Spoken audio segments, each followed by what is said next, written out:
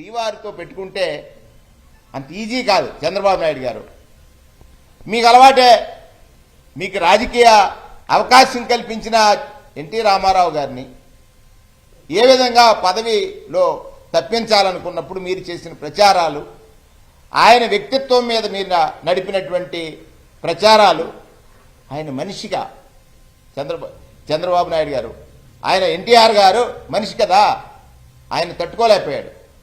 కానీ ఇక్కడ సాక్షాత్తు శ్రీమన్నారాయణుడితో మీరు పెట్టుకున్నారు. అందుకే ఇవాళ వాస్తవాలన్నీ వెలుగులోకి వస్తున్నాయి.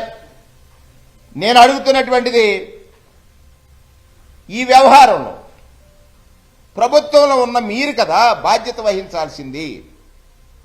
కల్తీ జరిగింది, ఎవరి హయాంలో, ఎవరు ప్రభుత్వంలో ఉన్నారు? కల్తీ జరిగిందన్న విషయాన్ని బయటికి వచ్చిన సమయంలో, జరిగిందన్న విషయం బయటకు వచ్చింది ఎప్పుడు? మీరు అధికారంలో ఉండగా. దీనికి బాధ్యత వహించాల్సింది మీరు. ఇక ఎక్కడ మీకు సిగ్గుపడకుండా ఈ నింద జగన్మోహన్ రెడ్డి మీద వేసేయచ్చు అనేటువంటిది.